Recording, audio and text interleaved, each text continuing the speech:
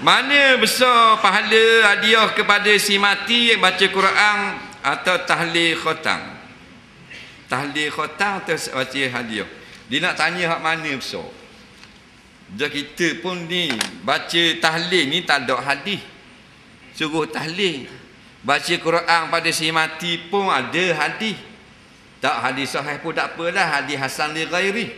Nak, tapi tak khabar besar mana. Jadi dia tanya hak mana besar. Ni payah kita nak jawab sebab mana besar ni Tuhan Maha tahu. Ataupun hadis. Nah, jawabnya kalau sebut pahala tak usah tanya lah mana besar. Besar belaka. Nah, kalau Allah beri pahala besar belaka. Kiralah orang yang paling komang sekali masuk surga. Komang sekali orang lain kelah lagi pada dia. Dia hendak pakai kali cak ayang ni. Dia dapat 70 orang bidadari. Dan tanah seluas mata memandang. Kita pergi patah tu, kita nampak pulang dia nampak. Di Terengganu tu nampak tak pulang perhentian. Nampak kalau panas. Berapa batu? 40 batu. Atas lagi ni kalau malam-malam cerah nampak. Nak kapal di laut. Berapa batu? 80 batu boleh nampak. Ada platform apa semua. Baiklah, hubung 50 batu. Luas tak tanah 50 batu? Pergi sini ada 50 batu tanah. Ada? 2 batu semua kita. Nah. Sampai dia sini 50 batu tanah. Bini 70. Suka tak? Kalau tanah 50 batu bini 70. Ye, suka tak? Bini berapa? 5.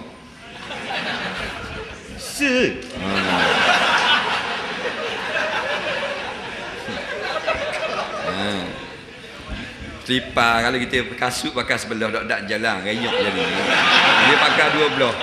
Faham? Nah. Dia buat gini. Nampak? Jadi tak usah tanyalah hak mana lebih banyak pahala ni, banyak pahala.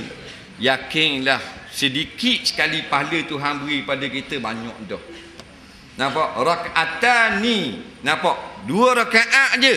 Khairun minad dunya wa ma fiha. Lebih mahal daripada dunia dan apa yang ada di dalam dunia. Tunggu. 2 rakaat.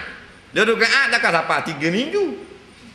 Jadi kalau bab pahala, yakinlah Allah negeri kerajaan yang paling kaya. Nak paling kaya bukan macam Malaysia, masak terai. Paling kaya. Kita dah agak cerita dah kita ni dia naik minyak apa semua. Ini nak ngul pelan raya ni. Nak pelan raya tu. Ya tu big video baru pula.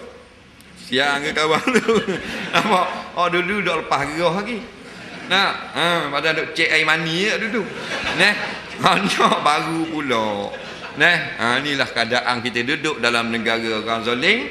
Kita tak boleh biar, kita kena fikir, tupang sedih dan bertindak. Malam yahtamma bi umuril muslimin falaisa minhum. Orang yang tak mau berat langsung tentang apa yang berlaku nasib Islam dan negara sendiri, dia bukan umat Islam. Jadi bab pahala yakin Allah mesti bayar mahal. Dah kalau siapa 70 orang isteri, ada pula orang tanya, dia kata, dah ustaz, dah kalau 70 orang isteri, dah rok lah. Kita seorang isteri pun mepeh turun tangga. Nampak? Anak dia curi, ni ayah dah rok kan? Ayah dah rok. Lalu turun tangga, mak kakak. Ayah. Faham tak? Tu baru seorang dah kalau 7. Hadis yang lain disebut ahli syurga diberi kekuatan 70 ekor kuda. 70 ekor kuda. Kita kuda kalau kita ambil kuda padi lah, agak cek kuda padi. Kuda gandum susah sikit kuda padi. Kuda padi ni kita 3 orang menang dia lagi. Faham? 3 orang terik, dia lari, kita kembur. Kita senjah lagi 3 orang. Faham? Kuda padi. Kalau kuda arak, kita 10, kita rebah lagi dia. Allah beri kekuatan 70 ekor kuda. Apa begitu semua sahabat tanya 70 kuasa kuda ni, horsepower. Nak sebab bini aman. Bidadari nak buat benda. Buat benda bidadari. Nak buat cabut bang itu. Ada kerja lah bagi ahli, takkan kau orang jepu. Jadi Tuhan beri kekuatan 70 ekor kuda. Tak usah bimbang. Tu hak paling sikit sekali 70 orang bini. Mana hak cak ayam masuk syurga. Kalau tu imam tak tahu lah. Tu imam pakai agak dengan kapal bini. Tu bila tu mana tu imam tu? Tu bila agak dengan kereta lembu bini ngau tak kena. Apa? Dasar bimbang. Kalau Allah bayar pahala, tidak ada yang sedikit. Walaupun satu pahala Allah beri perfect dan kita akan rasa sebanyak-banyak bayaran. InsyaAllah.